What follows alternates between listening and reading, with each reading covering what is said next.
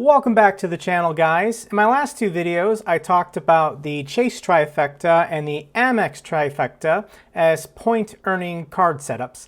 And I've been thinking a lot about these cards, and I think I found the best setup, and it's a combination of the two. We're going to talk about that in today's video. If you didn't watch my last two videos, don't worry. You don't have to click out of this video. I'm going to do a recap of the other two trifectas, and then I'll talk about this new one that I've thought up. The Chase Trifecta has an annual fee cost of $550, and it's composed of the Freedom Card, the Freedom Unlimited, and the Chase Sapphire Reserve.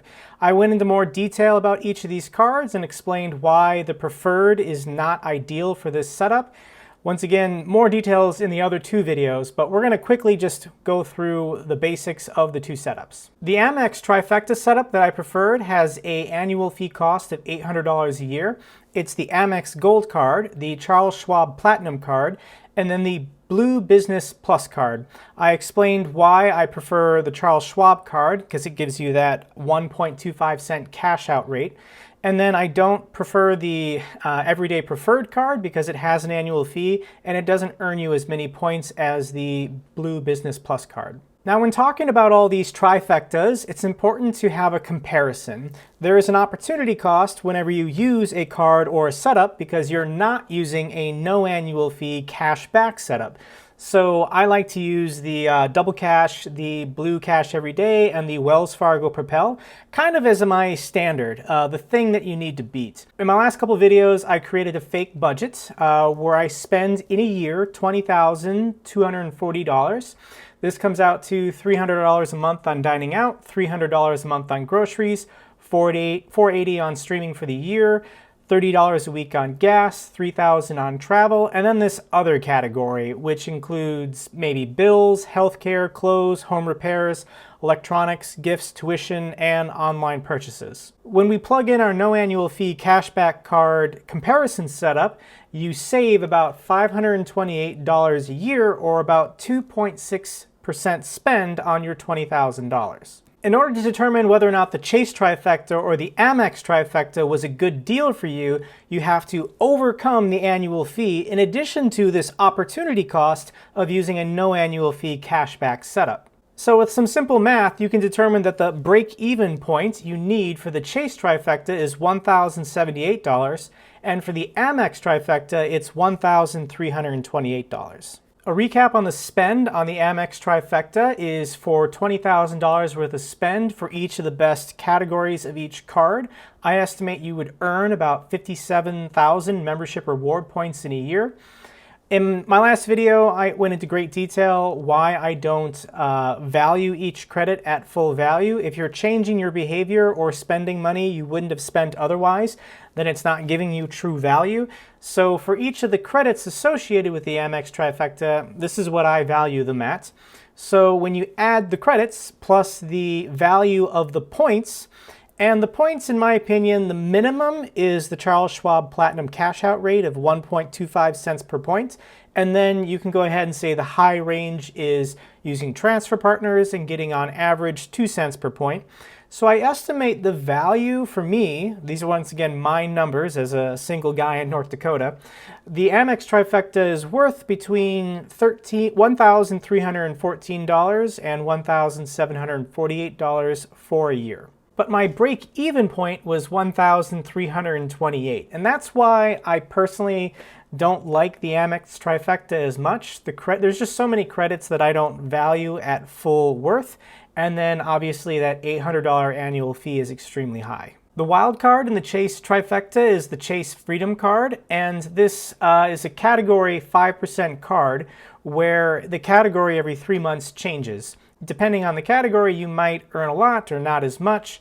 So when I made my fake budget, I'm assuming that I'm using the Chase Freedom card correctly for a quarter of the costs for that year's worth of category spend. Plugging in the cards for the Chase Trifecta, I estimate that I would earn about 50,000 ultimate reward points in a year. The credits for the Chase Trifecta are also a lot simpler to understand. The 300 travel credit obviously is super easy. Priority Pass all value at 60, the DoorDash credit at 40. Because the Chase Sapphire Reserve allows you to book hotels and flights with their portal at a 1.5-cent rate, I value the low end for Chase Ultimate Reward points at 1,252, and then if you're getting 2 cents per point with transfer partners, it's 1,401. So in my other two videos after doing this math, I concluded that the Chase Trifecta for the average everyday spender who, is fine using the Chase portal to book additional hotels and flights at a basically 33% discount. The Chase Trifecta was pretty good. But what if there was a way to combine these two in order to make a new card setup that is even better than each individual one? To do this, we basically have to identify what is the weakest card in each setup and then cut those out. So looking at the Chase Trifecta, of these three, the Chase Sapphire Reserve, the Freedom, and the Freedom Unlimited, what do you think is the weakest card? I argue it's the Freedom Unlimited because only earning 1.5 points per dollar spent is not a very good rate.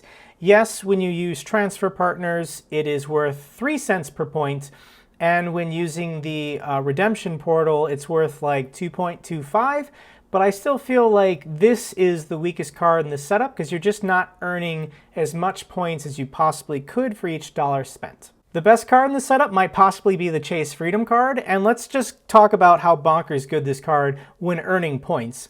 It caps you at $1,500 per quarter. However, if you were to use this card properly and max out $1,500 per quarter, then you're earning $6,000 on spend for the year at 5x. That's the equivalent of 30,000 Chase Ultimate Reward points. If you were to cash that out, that's equal to $300. For portal redemption, it's $450, or 2 cents per point with transfer partners, you're getting $600 worth of value. What no annual fee card can you get that's going to give you basically a 10% return, a $600 cashback rate for only $6,000 in spend? That's an incredible deal. Now in the Amex Trifecta, of these three cards, what do you think is the weakest card? I think I might start a fight in the comments section, but I would actually argue the Charles Schwab Platinum card of these three is the weakest. And the reason why is because the American Express Platinum card does not have good multipliers. It gives you 5x membership reward points on hotels booked through their portal. But the Amex portal is trash. You also earn 5x points back on airline ticket purchases directly from the airline's website, so you can't use third-party portals like Expedia or Travelocity. And ideally, isn't the whole point of earning all these points to be getting your airline bookings with points? So if you're using your points to book all your airlines, then when are you actually using this card to get 5x back? I haven't done it yet. And this card only earns you 1x on all other purchases. So the other two cards, the Blue Business Plus and the Amex Gold, that's actually where you're getting all of your points and your value from this setup. The Amex Platinum just doesn't have a broad travel category for you to take advantage of. You don't earn, for example, like the Chase Sapphire Reserve, 3x on tolls, ferries, homestays, Airbnb, Lyft, Uber. It's just for airlines with the airline website and then hotels through their booking portal. And the Amex Platinum is what's dragging this trifecta down. It has $550 in annual fees. And in a way, $500 of that is unwanted credits. I don't want the Uber credit. I don't want the incidental fee credit. I don't want the Saks Fifth Avenue credit. In addition, holding the Amex Platinum doesn't give you any kind of portal boost when redeeming your points through their overpriced portal. Yes, the Charles Schwab Platinum card gives you the cash out rate at 1.25 cents, but that's really the only thing about this card that I think has going for it. Additionally, American Express just isn't widely accepted. I can't tell you how many people I know who have taken an international trip and they say I'm bringing my Amex Platinum, but I also need to bring my Chase Visa because 95% of places just do not accept American Express. And lastly, the American Express Platinum card doesn't have a downgrade path. Once you get this card, you're kind of stuck with it. There's no way to preserve your credit history on this account without and being able to downgrade it to a no annual fee card. So I'm arguing in this video that if you're trying to create an ultimate point combination setup, you got to go with the Chase Sapphire Reserve. This card gives a great 3x multiplier on a broad category of travel. You know, this works for tolls and ferries and cruises and all third-party booking sites. Additionally, when you earn Chase Ultimate Reward points, they're easier to use in the booking portal. The booking portal, in my opinion, has good prices, and by using the Chase Sapphire Reserve, you get that 1.5 boost, which is the equivalent of a 33% discount. And then, of course, the Chase Sapphire Reserve is a Visa, so it's accepted everywhere in the world. And if you ever want to, for some reason, get out of the points and miles game, you can downgrade this card into a Freedom or Freedom Unlimited card and preserve your credit history. It's also time just to embrace the changes that recently came to this card and say, hey, I now have a DoorDash subscription and a Lyft Pink membership, and go ahead and use these benefits to their full ability. With your DoorDash subscription, you get $0 delivery fees on orders over $12. And with your Lyft Pink membership, you get 15% off all Lyft rides. Additionally, the Chase Sapphire Reserve still has all the best travel protections: trip cancellation, trip interruption, baggage delay insurance, trip delay reimbursement, roadside assistance, lost luggage reimbursement, travel accident insurance, so forth and so forth. So let's combine the two best Amex cards with the two best Chase cards, and I've created the ChamEx Quadfecta. Now, at this point, you must be wondering, is this guy serious? Is this actually going to work? And yeah, there's going to be an annual fee cost of these cards of $800, but that's what you were paying anyways if you had the Amex Trifecta.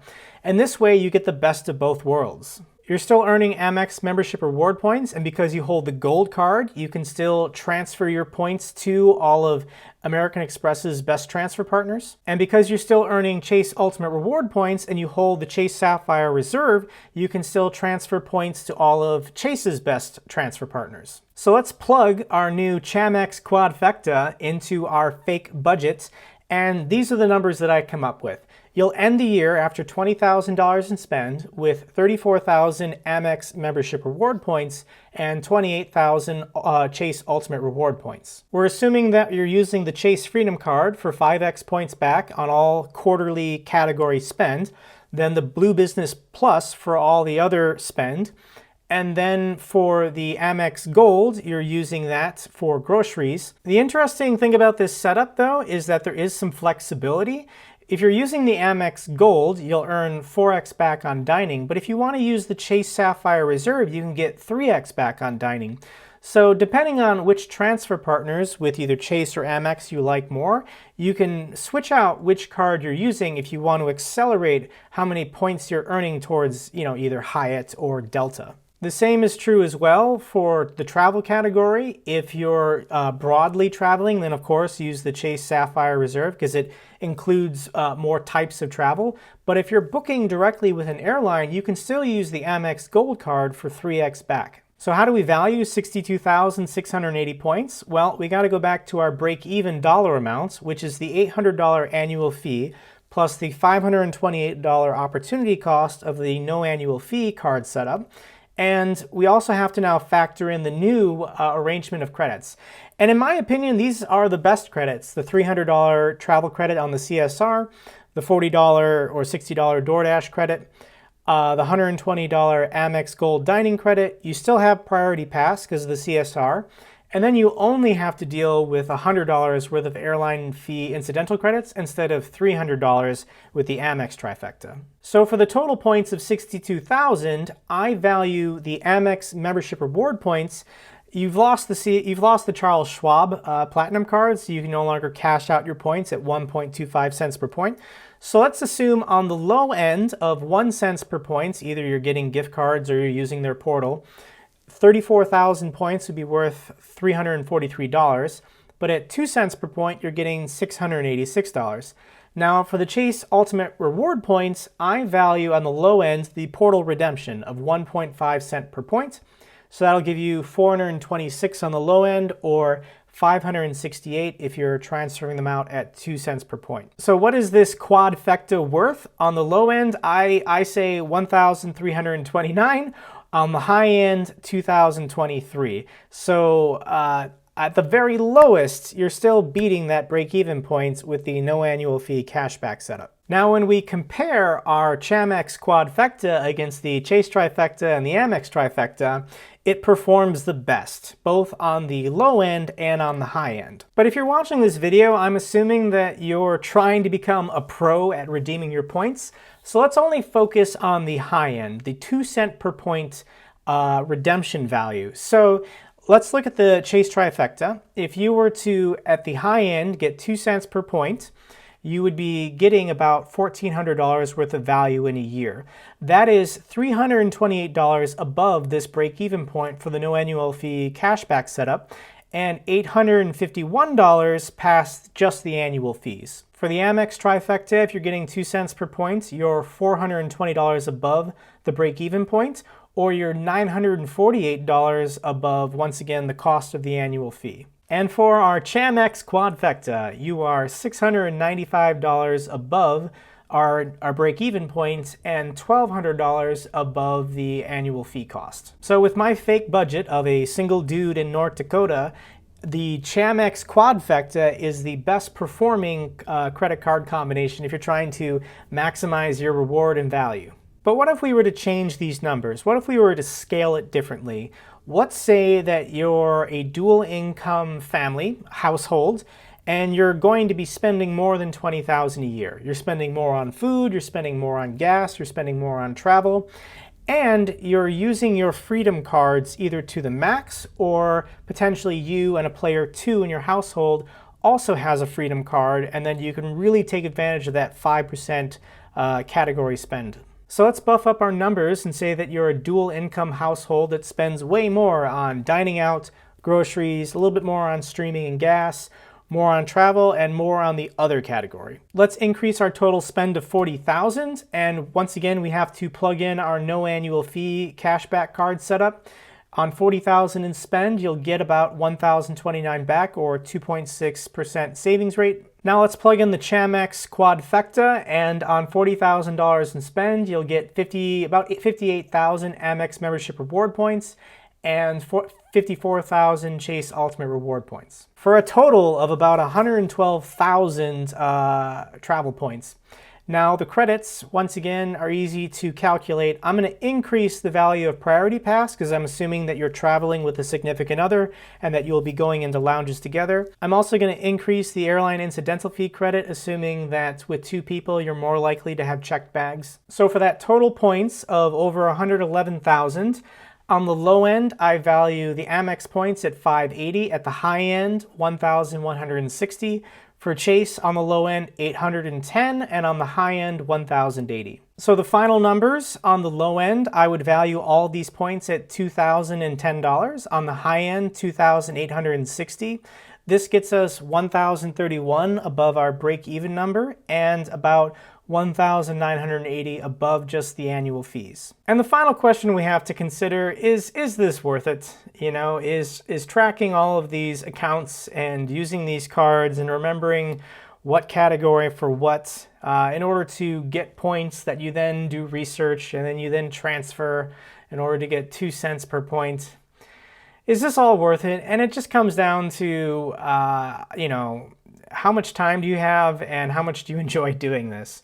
Because when you think about it, $40,000 worth of spend to, in the best scenario, the best setup that I can come up with to get about $1,000 above a no annual fee card setup, or $2,000 above, you know, the annual fees. This isn't for everyone. If you're watching this, you know, I applaud you. Thank you for making it this far. This is fun.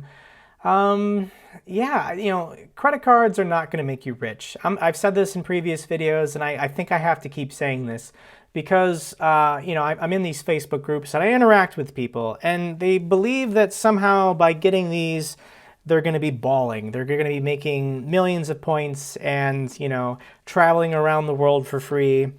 And it's not that much, you know, on $40,000 worth of spend on the best card setup that I can create for points and miles. You're only getting about net positive about $2,000.